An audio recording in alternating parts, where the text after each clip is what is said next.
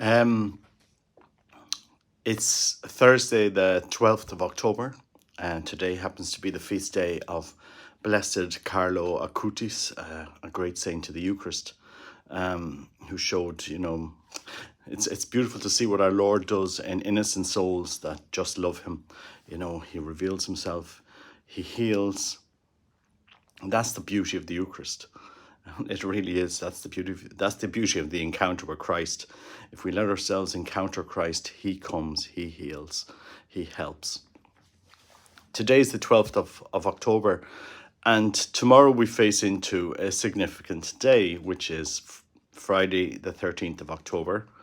It's, it relates to Fatima and it relates to Akita, two locations that have very similar parallels, both physically, both in their messages, both in what Our Lady is asking us to do. And she has warned us for a long time that humanity is heading in the wrong direction. And when we started October, nobody would have thought that in the space of 2 weeks, there would be hundreds of thousands of troops gathering in Israel.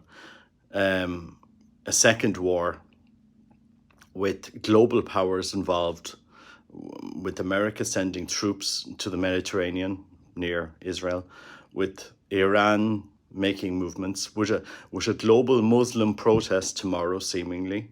I mean, this is what's being mooted in the media. Here in France, all flights are cancelled because they have a strike. Maybe it's a good thing not to be traveling tomorrow. But all I'm saying is, and it's not to frighten people, but we were warned about these times. The message of Akita, we will see cardinal against cardinal. Do we have cardinal against cardinal at the moment? Yes, in an unprecedented way. Bishop against bishop. And those that follow traditional faith are scorned. I mean, we saw in the synod, asking, we have to be inclusive, we have to make everybody feel welcome. And yet we tell certain Catholics who go to a certain mass that you are not welcome in the parish. Please leave and find somewhere else to have your mass. This is what has happened in the church. This is what has happened in the church. And I suppose we're asking questions. What Catholics held sacred for centuries is now pushed outside the church. I mean, guys, why? I was wondering, why is there such this demonic hatred for traditional Latin Mass? Well, when you see in Malta, they are advertising in Malta. This isn't Robert Nugent gossip, Robert Nugent making it up or fanning the flames of division in the Catholic Church.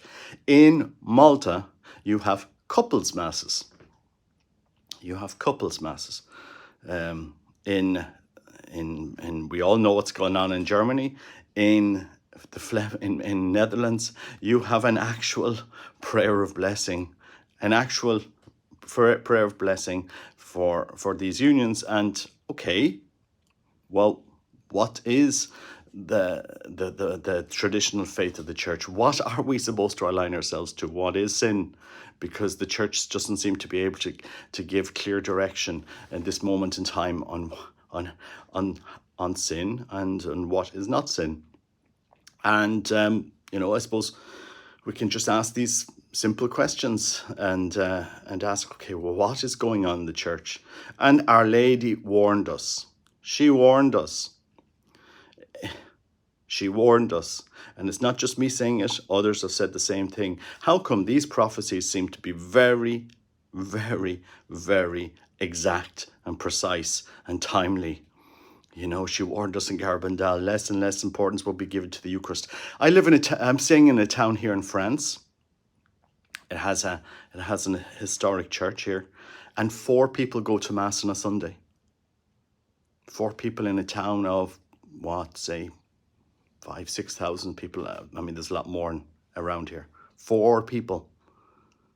4 people in a church. There are stories here in the Diocese of Toulon where, nobody was going to church in parishes that previous generations would have gone to. It's France has become completely secularized. And the Vatican then wants to turn to 120,000 traditional Catholics who are in France and say, well, we're having this synod and synodality, but you're not included in this synod. Or what is their place in this synod? Is the church going to ignore the 120,000 traditional Latin Mass going Catholics here in France? It's incredible what is happening in the world today. And I suppose I'm just asking, and this is Robert Nugent speculating. Her Lady has sent signs, she sent messages, she sent them over and over and over again, especially Akita, which tomorrow is the 50th anniversary of that prophetic message, that we would see cardinals against cardinals, bishops against bishops, and fire would rain from the sky. I mean, prophecy you have to understand it in its correct context, but it was pretty stark.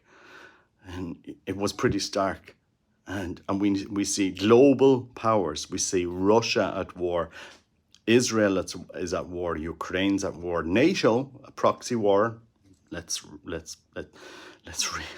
wouldn't be a Ukraine-Russia war if it wasn't for NATO support. You have America supplying billions upon billions upon billions worth of arms to two wars at this moment in time.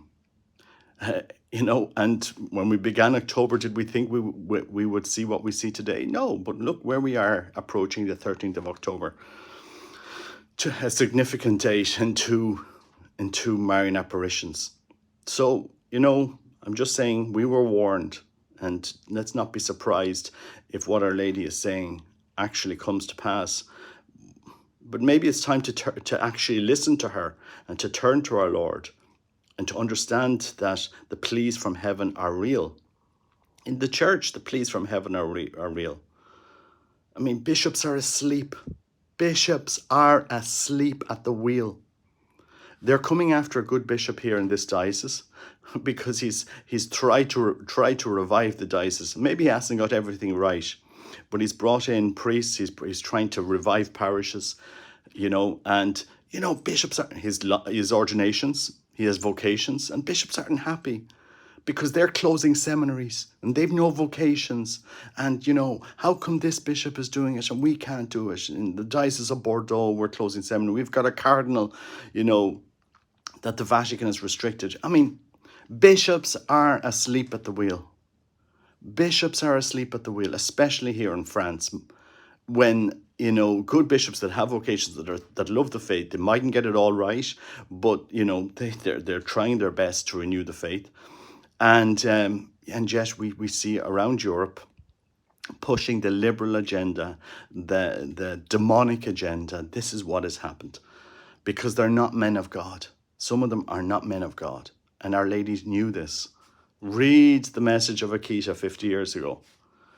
Read it and look around the world at what we're living at this moment of time as we approach the 13th of October.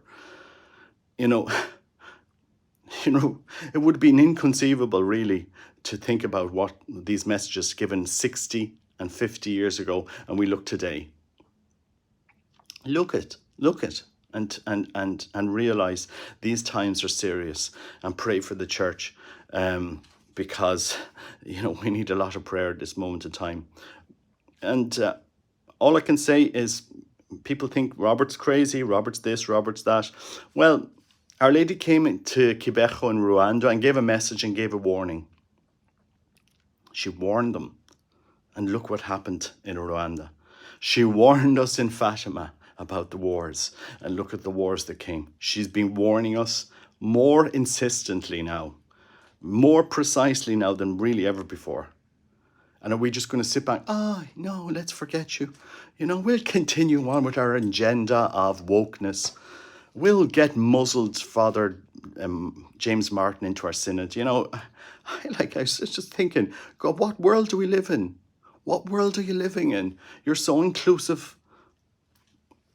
It's so inclusive we're not able to preach what the faith is anymore. Really? Think about it. I mean, I don't know any way else to say it. And you see these press conferences after the synod, and you'd wonder, what planet do these bishops, are they actually living on? What do you want? We saw the beautiful Greek Catholic liturgies being held in St. Peter's with reverend robes, with an ancient language, everybody together. And yet, if a Catholic says, well, do you know what, can we have a traditional Latin Mass in that same Vatican? No, they're not allowed to. Seriously, think about what's going on in the church. Think about what we're doing to the faith, And I hate to be divisive, and I hate to be politicizing and calling this out, but there's a serious problem. There's a serious problem when bishops are not leading, when they're not being pastors, when they're not teaching the faith. There's a serious problem. When you have, this colossal downsizing of Catholicism in Europe. It's true. It's true. We see Pope Francis very, very intent on bringing in the neo-catechumenal model into the church. Okay, that's fine. But then there's been a lot of abuse of conscience in the neo-catechumenal movement, which they don't seem to have learned from the Legionaries of Christ. And we're saying, okay, you're following the same tactics. You're following the same problems. You're leaving yourself wide open here for a scandal that's going to come up in 10, 20 years. It's true. It's true. Because the church is you're pushing it's the same as Pope John Paul II. He put so much faith in certain groups that didn't turn out to be what they should be. And Pope Francis, he's created the ministry of the catechist, very much taking the pout from the neo-catechumenal movement. And guys, I'm asking the question, has the church not learned its lessons? Has it not learned the lessons? What we need are holy priests and bishops, where we need to return to the path of sanctification that the church held for so many centuries, and that can really open the doors to the faith. We need saints. We really do. And and I think Our Lady has been warning about this for time and time and time again. And so I'd ask people to pray as we approach tomorrow, because we need a lot of prayer, and pray for the Pope, because Our Lady has said in every single one of our apparitions, pray for the Pope, pray for priests, and pray for bishops, and we will. God bless you. Take care. Bye bye.